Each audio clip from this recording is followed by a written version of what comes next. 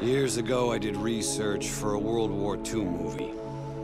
I came across some old Nazi documents. I couldn't believe what I was reading.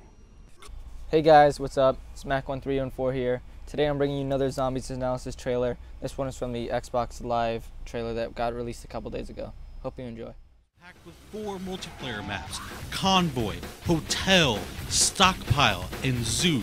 But we begin, my friends, in the darker corners of Escalation, an unsettling Arctic freeze where an undead threat terrorizes a landmark event in the horror film genre. In the land of Black Ops, horror film icon George Romero has secured the talents of Fright Fest legends like Robert Englund, otherwise known as Freddy, Danny Trejo from Machete fame, Michael Rooker from Walking Dead, and of course Sarah Michelle Gellar from Buffy the Vampire Slayer. Now alas, things go terribly amiss and our actors must take up their arms in earnest. The new Zombies map, Call of the Dead, is by far the largest, most ambitious Zombies undertaking yet. Jimmy Zielinski from developer Treyarch explains just how they arrived at Call of the Dead. Everything in Zombies happens this way. It's like, somebody will say one thing. Wouldn't it be great if we got this or that? And certainly in a conversation about new characters, somebody's going to mention George Romero or Danny Trejo, and it just spirals at that point. It just takes one spark for somebody to say something that just becomes something of this magnitude. No, Jefe, I do it like this. Daddy! It's a iced-in shipwreck. You have Lighthouse. We start off with a new perk being introduced. It looks like it's going to help towards getting headshots, but we'll see what it is. You have really creepy environments. You have really long shots. Whenever we think of creating zombie maps, we always kind of think of what style of gameplay. Are people going to run? Are they going to hold? And we always try to lean a little bit one way or the other without completely removing anybody's gameplay. And in this map, we are going to highlight sniping. It's something that kind of harkens way back to the original map that was in World at War, where there was a lot of sniping perches available. And this kind of goes back towards that, allowing people who love to snipe some really long... Looks like we have 2 new guns introduced in this map. This one looks more like a sniper, because the commentator even said that they wanted to focus more on sniping in this map. But we'll find out soon. Vistas and some great advantages on shooting early. Some of the ways to get around the map in this one stray a bit further away from teleporters. We have zip lines. You're going to jump on the zip line, you're going to turn 360, you're going to shoot. Zombies are going to follow you. We have a catapult, which we call the flinger.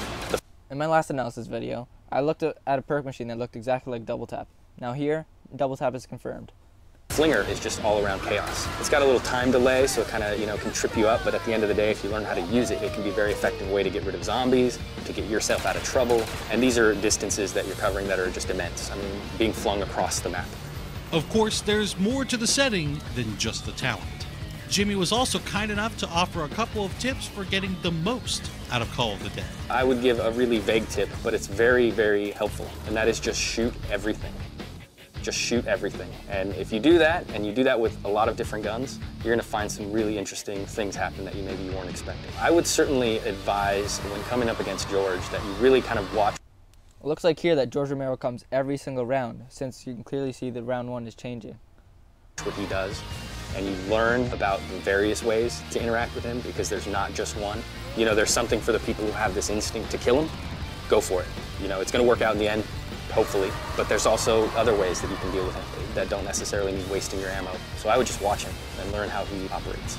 And finally, don't forget just how important you, the community. Here, I just wanted to point out that George Romero is here again at level 4, and there's a white frosty mist around your screen. I'm just wondering what that is.